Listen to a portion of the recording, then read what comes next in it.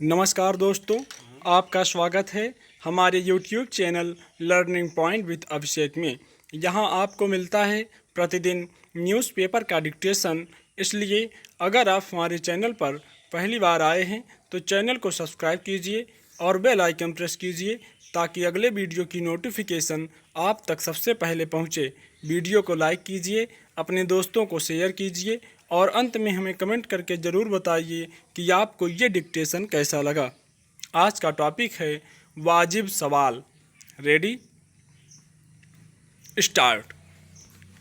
हाल में कानपुर में मुठभेड़ में मारे गए विकास दुबे ने अपने घर छापा मारने आए पुलिस बल पर हमला कर 8 पुलिसकर्मियों को मार डाला था। तब यह सवाल उठा था कि जिस अपराधी पर करीब 5 दर्जन अपराधों के मुकदमे चल रहे थे वह जेल से बाहर कैसे था। अब विकास दुबे की मुठभेड़ में मौत के मामले पर सुनवाई करते हुए सुप्रीम कोर्ट ने ठीक यही सवाल उठाकर उत्तर प्रदेश सरकार को कटघरे में खड़ा किया है कि इतने सारे संगीन आपराधिक मुकदमे सिर पर दर्ज होने वाला व्यक्ति जमानत पर आखिर रिहा कैसे था कि उसने इतना बड़ा नुकसान कर दिया।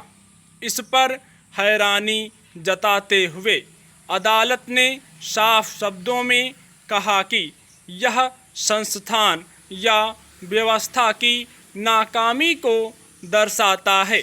यूँ इस समूचे मामले के सामने आने और काफ़ी मशक्क़त के बाद पकड़ में आए विकास दुबे के मुठभेड़ में मार डाले जाने के बाद यह सवाल सबके ज़हन में था कि जो पुलिस किसी एक मामले में इतनी सक्रियता के साथ उसके खिलाफ कार्रवाई कर सकती है, उसने इतने लंबे समय से कई संगीन मामलों में लिप्त पाए जाने के बावजूद उसे खुला कैसे छोड़ा हुआ था।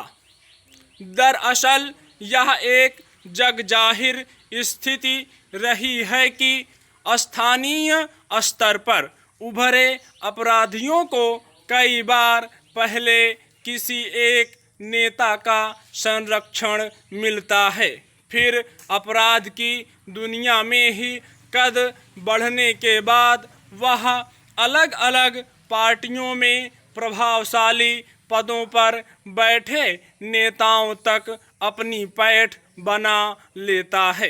राजनीतिक शख्सियतों के बीच अपराधियों को जाने अनजाने कई वजहों से मिलने वाली सह की वजह से ही विकास दुबे जैसा व्यक्ति अपराध की दुनिया में अपने पांव फैलाता रहता है और शासन तंत्र में ऊंची पैठ का इस्तेमाल करके आज़ाद घूमता रहता है। सवाल है कि 8 पुलिसकर्मियों के मारे जाने के बाद जो जागी सरकार और पुलिस को क्या इस बात की जानकारी नहीं थी कि विकास दुबे का आपराधिक इतिहास क्या रहा है। थाने में घुसकर किसी की हत्या करने से लेकर बेहद गंभीर प्रकृति के अपराधों सहित 65 अन्य मुकदमे जिस व्यक्ति पर चल रहे हों उसे लेकर सरकार और पुलिस इतने समय तक आंखें मूंदे रही, तो इसके क्या कारण थे। इसी अघोषित संरक्षण से बढ़े हौसले की वजह से उसने पुलिस बल पर भी हमला करके बड़ा नुकसान पहुंचा दिया। तब जाकर पुलिस ने जो शक्ति दिखाई, अगर वह सक्रियता पहले दिखाई गई होती तो मुठभेड़ में मारे जाने इसके बजाय कानूनन उसे सजा के अंजाम तक पहुंचाया जा सकता था।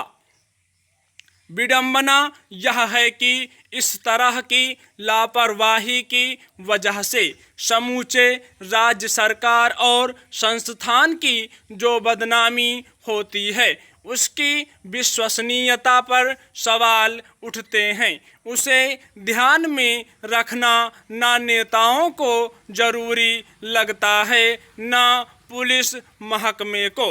अगर किसी आपराधिक पृष्ठभूमि वाले व्यक्ति को राहत देने के लिए पुलिस पर कहीं से प्रत्यक्ष या परोक्ष दबाव डाला जाता है तो क्या पुलिस को कानून और संस्थान की गरिमा को बनाए रखना प्राथमिक दायित्व नहीं समझना चाहिए?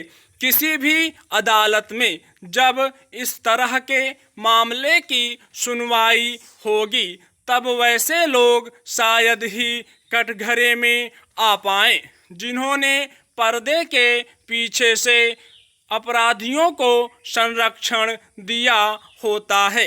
जवाब आखिरकार पुलिस को ही देना पड़ेगा कि जघन्य अपराधों के आरोपी के मामले को संबंधित अदालत में कैसे पेश किया गया कि उसे जमानत या आज़ाद रहने की छूट मिल गई।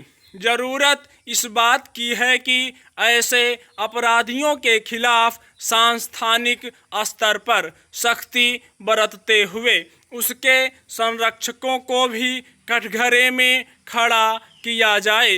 यह राजनीति को अपराधीकरण से बचाने के लिए भी एक जरूरी पहलकदमी होगी। स्टॉप।